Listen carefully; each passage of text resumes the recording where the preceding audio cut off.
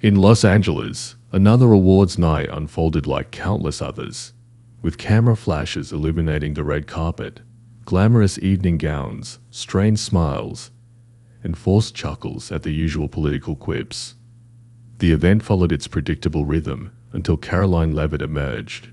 She stepped from the limousine with striking poise, radiant in a form-fitting emerald gown, a silver cross necklace gleaming at her chest, a symbol tied to her identity.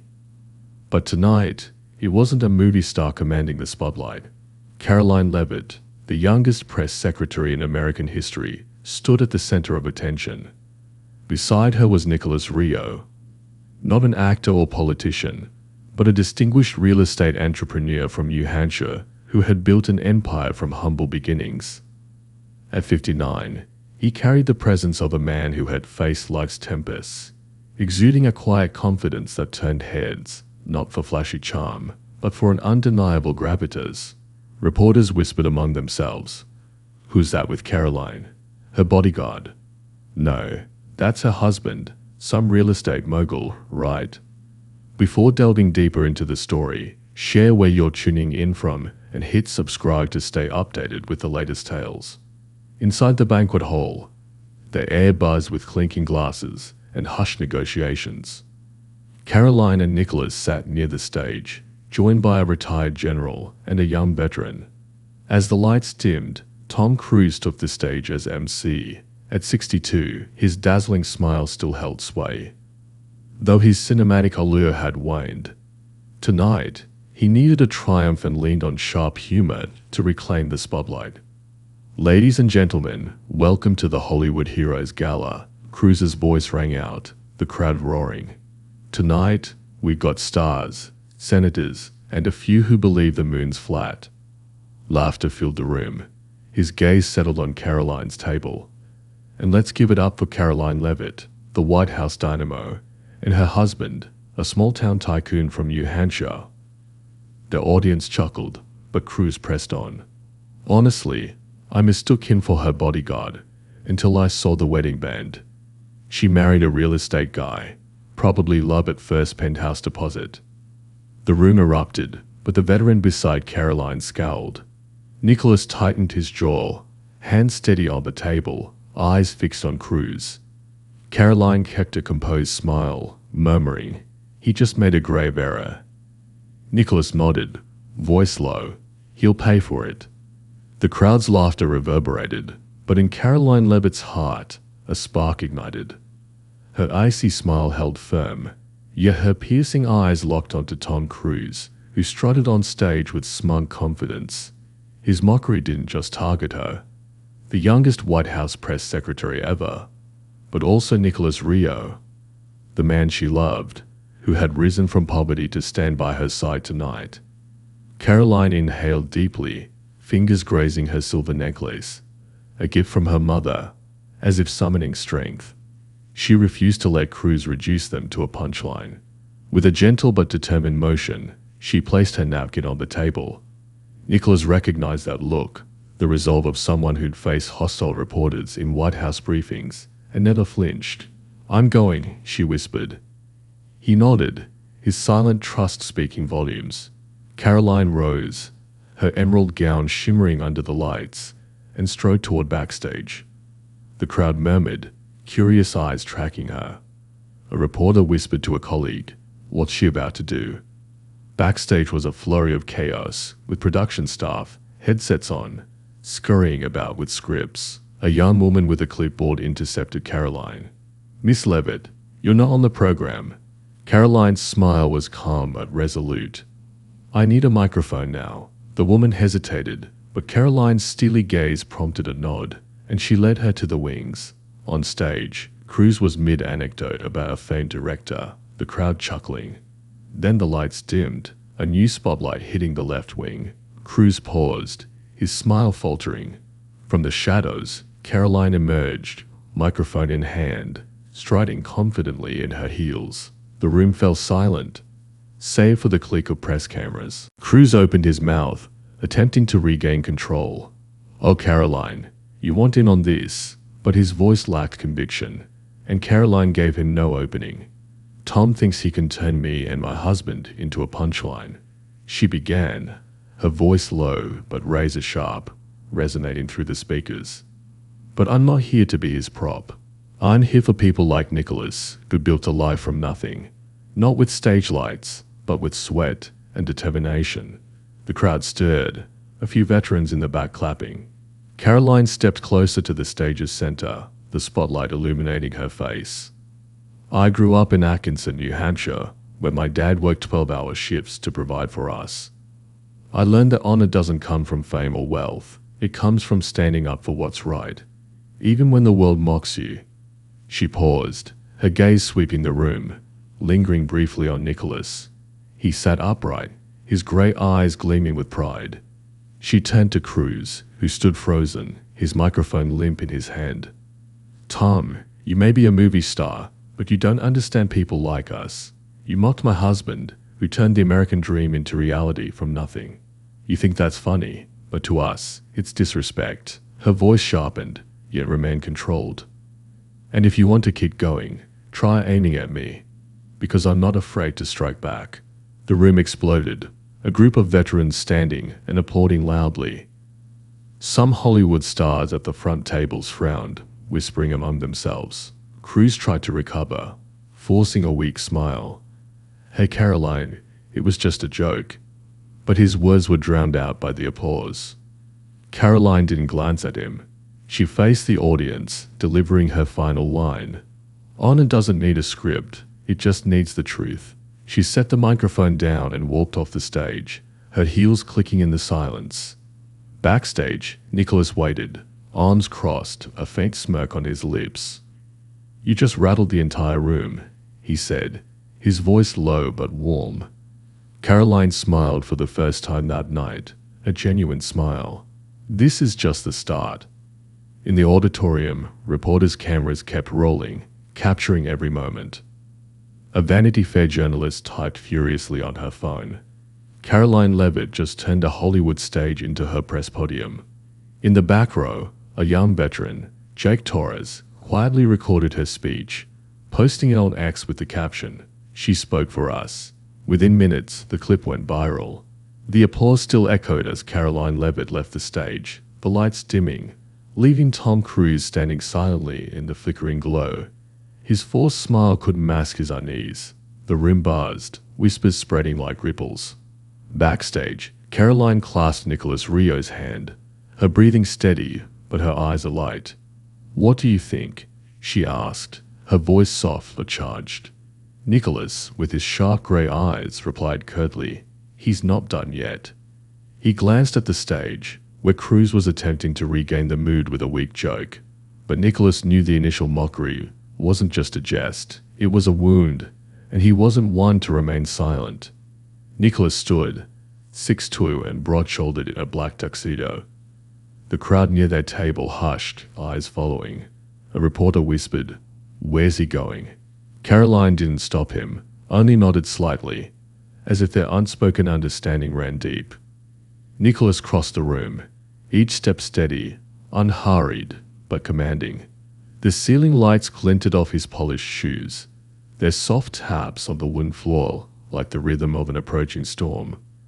In the back, Jake Torres stopped recording Karoline's speech and aimed his camera at Nicholas. "This is about to get good," he muttered, pressing record. Memories surged through Nicholas's mind. Days sleeping in his car at 18, after his mother's death and his family's collapse. Early years in real estate borrowing high-interest loans to buy his first house in Hampton Beach, proposing to Karoline on Christmas 2023, kneeling by the fireplace, vowing to always be her anchor. Cruz's words, calling him a bodyguard, didn't just insult him. They struck at the values he'd fought a lifetime to uphold. He wasn't here to be Hollywood's backdrop. He was here to protect his family. The double doors to the stage creaked as Nicholas pushed them open. The tech crew flinched, a young staffer rushing over, headset swinging. "Sir, you can't." But Nicholas raised a hand, his gaze silencing her. Another frantic technician handed him a microphone. Cruz, mid-story about a film set, stopped as the tall figure stepped into the light. "Oh, another guest," he said, trying to sound jovial, but his smile wavered. Nicholas stood center stage, microphone in hand, no script needed. The crowd fell silent, only the click of cameras audible. "Tom," he began, his voice low and solid as granite. "You mocked me for building a life from nothing, and you dared to ridicule my wife, who fights for people like me every day. But what about you? You stand on stages, living off paid lies." The room held its breath. Nicholas continued, his voice steady, each word a hammer strike. "I grew up with nothing, worked to exhaustion to provide for my family. Karoline stands up for veterans, for people Hollywood like you ignores. We don't need spotlights to prove who we are." He turned to the audience, his gaze sweeping over stunned faces. "Honor isn't something you buy with movie tickets. It's what you live, like the people here who've served this country."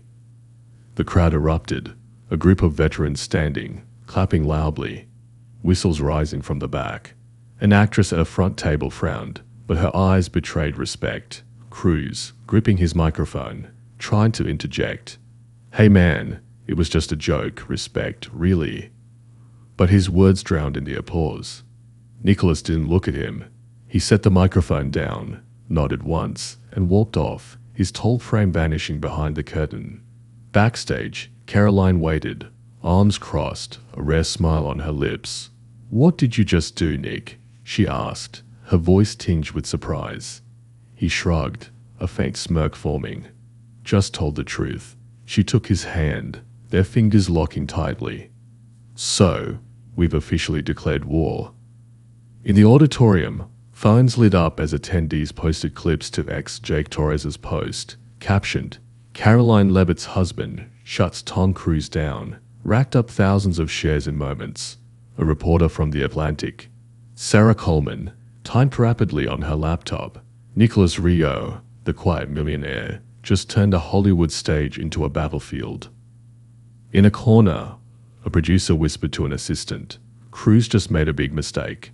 On stage, Cruise pressed on with the program, but his voice lacked vitality. The crowd was no longer his. Karoline and Nicholas, with one microphone and a few words, had shifted the narrative. The Hollywood Heroes Gala auditorium still buzzed as Tom Cruise wrapped up the program, but his star had dimmed. Karoline Leavitt's speech and Nicholas Rio's confrontation didn't just shake the stage, they exploded online. Hashtag Nicolas Ditat and hashtag SitDownTom dominated social media, with millions viewing clips of Nicholas striding on stage, his deep voice like thunder. Backstage, Cruise stormed into a green room, slamming his script on the table, eyes blazing. "Who are they to make a fool of me?" He roared at his PR team, who stood frozen. A trembling young assistant suggested, "It's just one night, sir. By morning, they'll forget." But Cruise cut her off, his voice icy. "No, I want them to pay." Meanwhile, in a backstage corner, Karoline and Nicholas stood side by side, their eyes locked like warriors prepping for a new fight. Karoline checked her phone, scrolling through social media posts. "They're calling you the millionaire who silenced Hollywood," she said, her lips curving.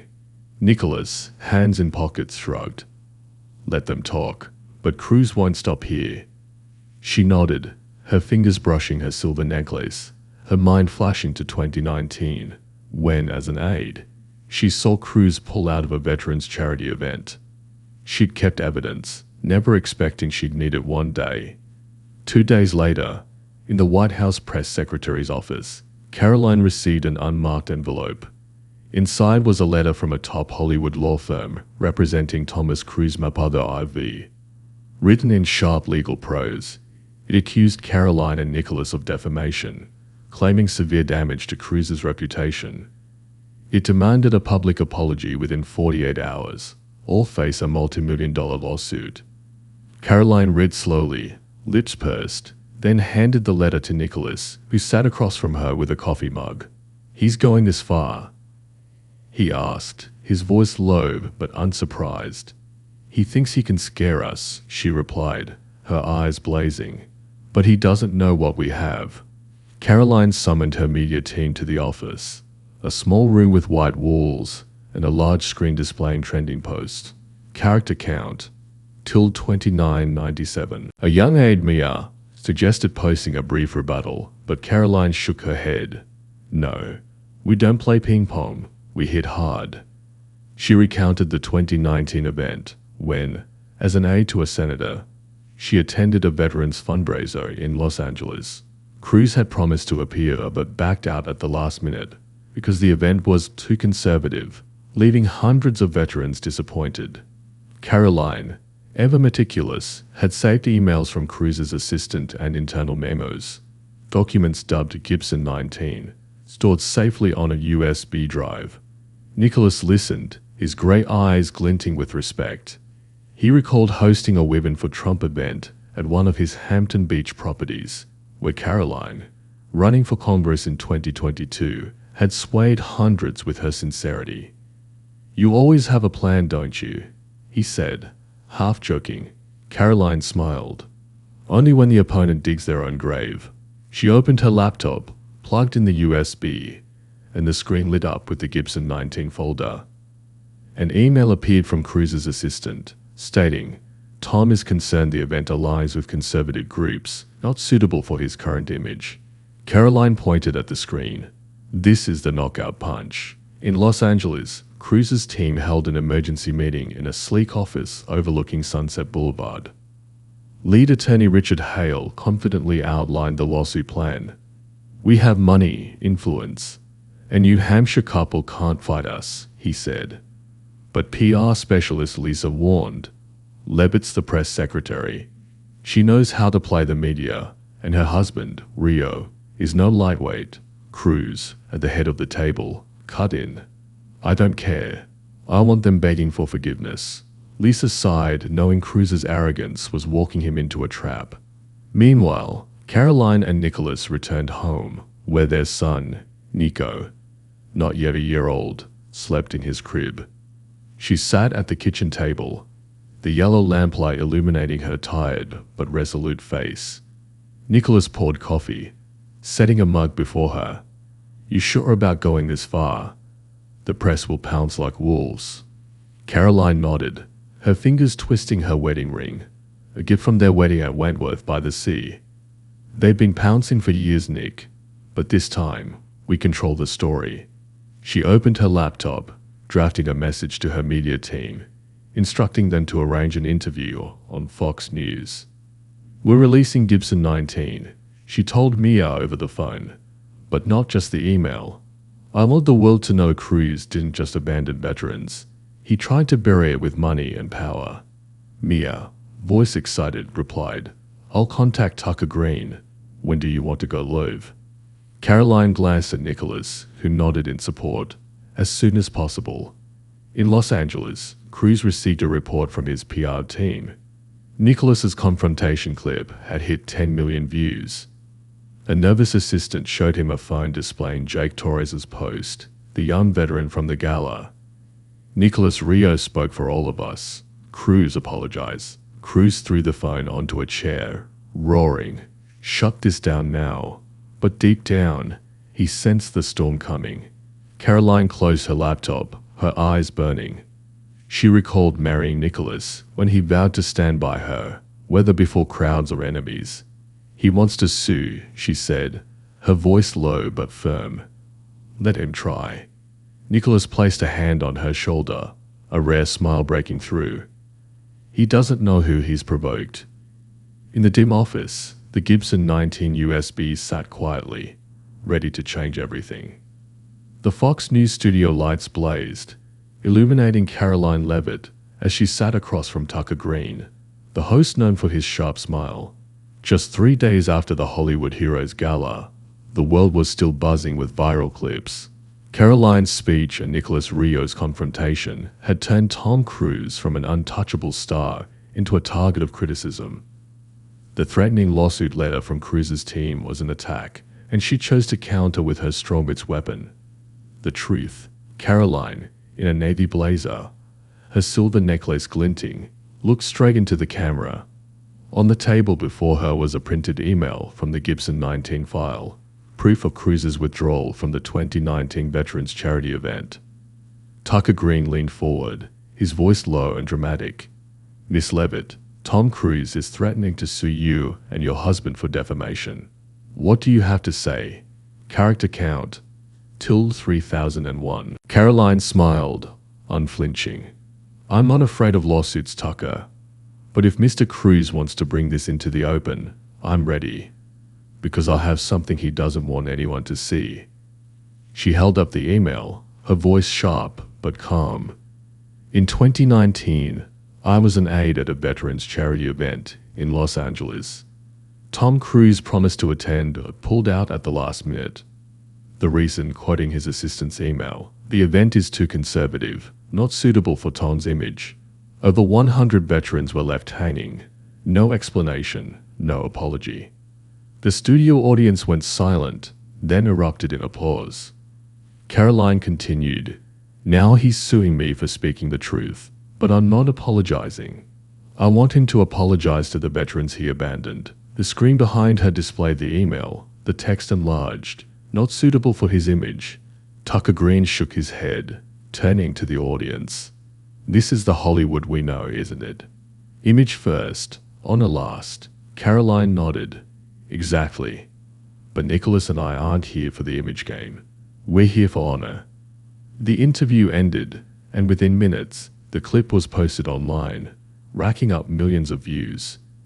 In Los Angeles, Cruise watched the interview in his lavish office, his hands gripping the chair. "Where did she get that email?" he roared. Attorney Richard Hale, face pale, muttered, "We didn't know she had evidence." PR specialist Lisa cut in. "It's not just the email. She's made it a symbol. We're losing control." But Cruise, eyes bloodshot, dismissed them. "Shut it down now." Meanwhile, the story spiraled beyond his control. Sarah Coleman, the Atlantic journalist, sat in a small Washington cafe, scrolling through posts about #Gibson file. Initially skeptical of Karoline due to her conservative stance, Sarah was now engrossed in the saga. She contacted an old source, a Hollywood backstage worker, and received internal memos confirming Cruise had ditched multiple charity events for branding reasons. Sarah typed quickly, drafting an article titled "Tom Cruise and the Cost of Arrogance." Published that evening, it fueled further controversy. At the same time, Jake Torres, the young veteran from the gala, posted a video from his modest Ohio apartment. He recounted the 2019 event, where he and his comrades waited 4 hours for Cruise, only to learn he wasn't coming. "I was disappointed but not surprised," Jake said, his voice trembling. "Karoline Levitt spoke for us. She's not afraid of Hollywood." Jake's video hit 500,000 views in its first hour, with thousands of comments from veterans and supporters. One wrote, "Cruise thinks money buys everything. Karoline proved him wrong." The support didn't stop. A war film director, previously silent for fear of Hollywood's backlash, posted on X, "I respect Karoline Levitt for speaking out. Veterans deserve more than empty promises." But the biggest shock came from Keanu Reeves, from a rarely active X account. He posted, "I was at the 2019 event. I showed up. Tom didn't. I saw the disappointed faces. Karoline's telling the truth. Veterans deserve respect." The post garnered 5 million views, shaking Hollywood. Fans dubbed it the Keanu knockout. At their New Hampshire home, Karoline and Nicholas read Reeves's post on their phone. "Keanu Reeves," Nicholas said, his voice tinged with surprise. "Didn't expect him to speak up." Karoline smiled, setting the phone down. "He knows the truth matters more than fame." In Washington, Sarah Coleman received an email from Rachel Steen, a Hollywood producer who'd worked with Cruise. Fearing retaliation, Rachel sent additional internal memos about Cruise's broken promises. "I can't stay silent anymore," she wrote. Sarah grinned, knowing her next article would be a bombshell. Meanwhile, social media overflowed with posts from veterans sharing stories of being ignored by Hollywood. One wrote, "Karoline and Nicholas are the voice we needed."